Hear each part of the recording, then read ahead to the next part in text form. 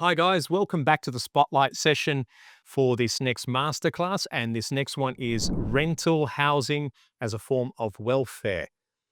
But first and foremost, we're going to start with housekeeping as we always do. And over to Amanda. All right, every time I try and get this a bit quicker. So let's see how we go.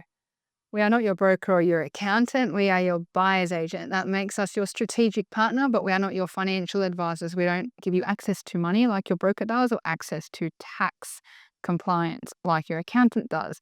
So you need to assemble a team, and we are just one part of that team. In addition, with this presentation today, we haven't taken your individual details into account. We are pitching to a broader audience. So the advice given today is general in nature. You can apply it, of course, to your own circumstances or book in a call with Dragan and he can help you do that with you. So that was quick. If you've seen these before, you kind of know the drill. So as you know, these Spotlight Masterclasses come in pairs. So the topic for today is rental housing as a form of welfare, and then this pairs up with our masterclass on negative gearing. It seems like a bit of an odd pair, but you'll see when you watch them both how they interconnect. As do all the topics, they all sort of match up in some capacity. So do try to watch them in pairs. And of course, watch the one that interests you. And if you've got time, try and catch them all because they are free. That's correct. And as always, feel free to book a 15-minute discovery session with myself. Have your questions prepared. You can pretty much ask anything, even if you're not ready to invest. I'm happy to take calls directly with myself. We have a QR code here, so please scan and book that session in, or go to propertysessions.com.au/15 and book there. A little bit about my background. I'm going to keep it brief, unlike my other ones. So background, my background, parents, former Yugoslavia, came here in the 70s, in an area called Redfern in Sydney, which some of you may heard of. Grew up in commission housing as the only child. Even though I was loved, but obviously came from a background of not having when I was a child, where all the kids around me did have, and a little bit of teasing happened in the playground for me wearing my old crappy shoes, where everyone had the nice flashy ones. But anyway, that sort of grew a little bit of spark as I got older, a little bit of fire in me to succeed and have a bit of a drive. In my early 20s, I started my photography studio, which was a passion of mine since I was a young teenager, and made that into a business. While I was there, I had my landlord, who was a very wealthy, established developer slash investor slash small developer. And he sort of pushed me in a way on how to invest, or getting started anyway. Fast forward 20 years later, I'm educating my kids on how to invest and what to do and not to, but not only my kids, also my clients coming into this realm of investing. Would very well. Thank you, miss. Haven't been called that in a while. So thank you, miss. He said, a hark back to my teaching days. I come into this from a background in secondary English teaching, which seems a little bit anomalous to go from being a teacher into property investment, but it was actually the other way around. Property investing was my first love from a very young age, but was always kept as a side hustle, to use that new age language. Um, Property investment was something I always did on the side, but it didn't become my day job until later. I also love reading and I love, deep diving and analysing things. So English teaching was a good fit for me. I made the very wise choice to teach in a boys' school because boys love English. Um, so I certainly cut my teeth there, but now I'm teaching to a very willing audience, which is very nice. Um, I am currently doing my master's in property development at UTS. I've done my own projects as well on the side, but I wanted a formal qualification that reflected my new career choice because, as much as I love teaching, I probably won't go back to it. So here we are in the next stage of life. 20 years property investing experience and, of course, a wealth of knowledge. If you've seen all the other masterclasses, I won't go into it again, but It's all there. Yeah. I think we should do one Just out. personalized, like a very detailed one. Get to know Amanda and Dragan That's right. masterclass, because that's going to give them a return on their investment knowing our life stories. Exactly. Exactly. All right. Let's get into it. How does welfare work? And why do we have it? Why? More importantly, right? Because we all have a right to housing, we all have a right to food, we have a right to medical care and education and all that stuff, right? So we know why welfare exists, because we all have basic human rights and housing is one of them. In Australia, we have a system where we have public providers of these things and private providers of these things. So welfare as a safety net is your government provided welfare. So things like public hospital, public schools, social housing, etc. The government provides these necessities, but the government doesn't necessarily provide choice. So for example, if you're attending the local public school, then you have to attend the one that you're in the catchment for. You can't choose any public school. If you want to deliver your baby in a public hospital, then you're limited with which hospital you can go to if you live out of area. Okay? So we use their public and private providers as an example of the way that we're structured in Australia in terms of welfare. Housing is kind of the same. So we do have some public provisions like rental assistance, affordable housing, NDIS schemes, NRAS. We're coming to the end of NRAS now. I should probably take that out. And social crisis and transitional housing. So the government will either subsidise developers and investors or provide the housing themselves through any one of those schemes and others that come and go over time. So what the government has found is that they can't keep up with the demand for social housing. They've got an undersupply. So the Land and Housing Corp is they're undertaking redevelopment initiatives where if they've got an old housing commission house on a big block, they'll knock it over and, replace it with townhouses or units. So a lot of social housing now is becoming higher density, makes it harder for families, or, it's forcing more people to live in smaller dwellings. It's going higher density. So we definitely do have a housing crisis in Australia, a housing availability crisis in Australia. And sometimes investors tend to cop a bit of heat for that because people feel that housing shouldn't be commodified or used by investors. People see it as a way of exploiting people. So the reason that we've chosen this masterclass topic is just to explain why the system is the way that it is and how it might actually be beneficial on some levels. And you'll start to see why negative gearing plays a role in that as well. Because people tend to think that negative gearing is for rich people to not pay tax. But it's actually a form of forcing the diversification of investing to create a broader range of welfare. So please do watch that masterclass with this one, particularly if you're one of those people that's at the barbecue banging on about, negative gearing and housing shouldn't be commodified with no real understanding of what you're talking about. And I don't mean that in a patronizing way, because the media does reinforce that narrative. So I don't begrudge people for thinking that way because we're taught as a society to think that way. But I do encourage you to think a bit deeper before repeating those narratives at the family barbecue, because I think they can be a bit destructive to the real purpose of these underlying them. So let's understand. Private investors. All right. So private investors, we talked about public and private education, public and private healthcare.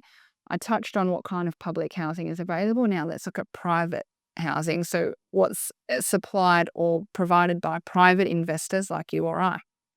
So similar to health and education in the sense that just like private health and education providers, investors are offered tax incentives or some subsidies for niche developments like NRAS and NDIS. So that's your disability housing or your rental affordability scheme. So the government offers incentives for people to invest through the taxation system, because if the government was providing that housing themselves, it would come out of the taxation system anyway. Our taxes would go up and the government would have to foot the bill. By doing it this way, it's the government's way of outsourcing the labour and the cost of providing the housing. It's still coming out of taxes, but someone else is actually doing the hard work. Now, it's different to churches and charities. So churches and charities are completely tax exempt because they're not for profit. So we obviously as investors operate for profit. So we're not tax exempt. It's not a full tax, write-off. But at the same time, for churches and charities to maintain their tax exempt status, they are supposed to provide an amount of welfare. Unfortunately, they've moved away from providing housing, or if they do, it's like halfway houses or rehabilitation housing, that sort of thing. It's not actually permanent residential housing. So the government is leaning more towards incentivizing investors to provide private residential housing. So how does this impact you? The government will always incentivize investment because the alternative is that the government has to supply that themselves. And it's not profitable, right, for the government to do that, because to do that, they have to set up departments and pay wages and have compliance and this and that and all the rest. It's easier and more cost effective for them to outsource that through tax incentives in the tax system rather than taxing everybody more and managing that themselves. Okay. Now, in order for that to be outsourced to investors like you and I, it has to be profitable, because if it's not profitable, we won't do it, because we're not charities. We're not the government. We don't owe housing to people. We do it because we're running our investment portfolios like a business, and a business has to turn over a profit or that business stops existing. Okay. So the government has to incentivize investing, but not only incentivize investing, but also incentivize diversification. Okay. Now, a lot of investors, they already own the home they live in or they're renting themselves. So they tend to purchase entry-level properties as investment properties. But we can't just have one type of investment stock, because that doesn't suit everybody that requires housing.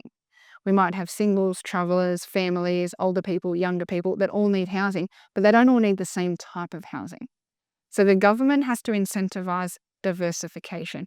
They need to encourage investors to spread their eggs as far and wide as possible to accommodate as many renters as possible. So that's where negative gearing plays a huge role. And again, please catch that masterclass for that. That's a whole topic of its own. Next one, yeah. Now, tax incentives cover the cost for less. So compare the current model that we have now to if the government had to raise taxes, provide 100% of the welfare themselves to establishing government initiatives, or rent assist if we do still have private investors to some degree. By utilising the private sector, it is cheaper and more efficient for the government to outsource the bulk of the work here. Okay, that doesn't mean that we don't still have social housing. The government will always provide a minimum safety net, but for investors, we do serve a very important role. And if investors were pushed out of the market, there would be certain consequences. Okay, if investors are pushed out of the market, certain things happen. So we need to ask the following question. Or questions. Do we need investors? Without investors, if investors exit the market, a lot of people use the argument, well, if investors aren't buying homes, then everyone else can buy the homes instead and they can actually live in them instead of renting. That would be true if every single renter had their deposit ready to go and their pre-approval or their serviceability ready to go. Now, unless every renter out there has a deposit ready to go, they're not going to buy. They're not ready yet and they're not able to. So where do you put them? So where do you put them? Mm-hmm. Right? So it's all good and well to get on this bandwagon of, well, take them out of the market so they can enter. But if they had the opportunity to enter with it, and it's not even sometimes a matter of having the deposit. Sometimes people genuinely do not want to buy. I've got a friend and I've been at her for 20 years. Like, she's on good money, very good at what she does. She's earning, like, she should have bought 5 houses by now. Like, she could be retired. But anyway, I've been at her to make her money work for her. And she says to me, I don't want to buy a house. The thought of a mortgage, the thought of being anchored to a property, even though you can always sell it. She goes, I don't want that. I just don't want that on me. Like, psychologically, she just has no interest in purchasing ever. For those people. Yeah, a lot of people just being tethered to something. Yep. So some people like renting. They like being able to move at the drop of a hat. They like the flexibility. They like not being burdened by a mortgage. They like not having to worry about maintenance and repairs, particularly if they've got a good landlord. People have their reasons for doing what they're doing. So it's all good and well to say, well, let the renters buy. Not all of them will, and not all of them want to, and not all of them are ready to. So we still need to provide housing for people. So what keeps investors in the market? One thing and one thing only: profit. If there's no profit, if there's no end game, there's no end point for an investor, they're not going to go through all that risk and all that financial burden themselves to provide a house to somebody else. There has to be a return on that investment, and the return has to be profit, right? What happens if investors leave the market? All right. We've kind of already seen this in boom times. There's a lot of investors that cash out during a boom, and then supply of rental properties tightens up, demand goes up, rental prices go up. And we see what happens when there's a rental crisis or a shortage of available rental homes. So what happens when investors leave the market? The rental market becomes more competitive because fewer homes are available and rental prices go up. Why do investors leave?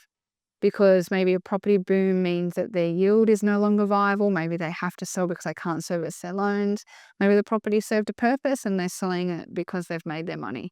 For whatever reasons that investors are leaving the market, the government does not want to encourage even more investors to leave the market. They want to encourage people to stay.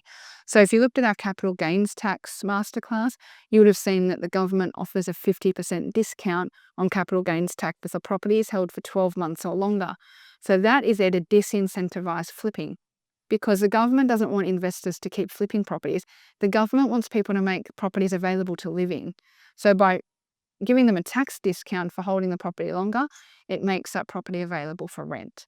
So there is method to the madness. Once you start peeling back those onion layers, you can see why things are structured the way they are. It makes sense, right? It's really easy to sit at the family barbecue and blah this and blah that and stuff this and stuff that, and investors are evil and taxes are horrible and blah blah, right? It's really easy to be opinionated without substance at a barbecue because everyone echoes each other and it becomes an echo chamber. Everyone just pumps each other up. But if you actually stop and break it down, be that disruptor at the barbecue that says, hang on a minute, let's actually talk about this. Let's actually break this down. And you'll find, well, I often find, because I'm the disruptor, I often find that once the disruptor starts, other people go, oh yeah, I have thought that, or I have wondered that. And then that echo chamber suddenly falls apart. And then you hear what people really think. And you'll find that that rhetoric that the media feeds isn't actually how people think. Most people are quite capable of independent thought, but they're not capable of independent speech because they're scared or they're unsure, or they don't want to start something. They don't want to start a debate at the family barbecue unless your name is Amanda and you like to start debates at family barbecues. But generally, once the disruptor starts, the conversation does change. So be that person. It's fascinating. I love it. I love rocking boats because you see what people really think and they'll become more honest after you've been honest. They won't be honest before you, but they'll be honest after you. So be that person and you'll start to see, and the conversation will become more robust, right? So if the government reduces investor losses with things like tax incentives, negative gearing and so on, it keeps them in the market. So it avoids that domino effect of rental housing collapsing, okay? So who would suffer the most if it collapsed? Your renters, okay? Your investors aren't going to suffer because they'll find something else to invest in. They'll move on to the share market or they'll make their money somewhere else. They've already shown that they're innovative, individuals. So we're not doing this to rescue investors. We're doing this to rescue the renters because they need somewhere to live. So is the system perfect? No. Does it need to be perfect for you to participate as an investor? No. But do you have to be brave at the family barbecue and everybody smashes you for being an investor? Yeah, probably. But you need to be ready with your response. Definitely. So Comes back to education. that's right. It comes back to education. And this one, like I said, pairs up with the negative gearing one. And they're shorter ones and they're not as dense as the other masterclasses. But I just wanted to put this point out there because people tend to get very moral on a topic that they don't fully understand. It's no different to private and public health or private and public education. And I often say this to people, if you're going to smash me at the barbecue for investing in property, well, your kids go to a private school and you pay private health cover. So until your kids are in public school and you're happy to wait for, your surgery for 3 or 4 years, whatever, then we'll talk about public housing being the only answer. But people don't realize their own hypocrisy because they're just repeating the media. But often the people that hold these opinions, they're using other private services without an issue. It's the same thing. So just be aware of that and start to think at a deeper level than what the media wants you to. The media is a big part of the problem. Try and break away from that. Yep, definitely. Yeah. Guys, thank you again for this spotlight session. And again, You've got the QR code up here, which has come up. Please book a 15-minute discovery session with myself. You can also go to propertysessions.com.au/15. Have your questions ready. You'll be a one-on-one with myself, whatever those questions may be. Feel free to ask. And until the next masterclass, have a wonderful day Bye bye. or night.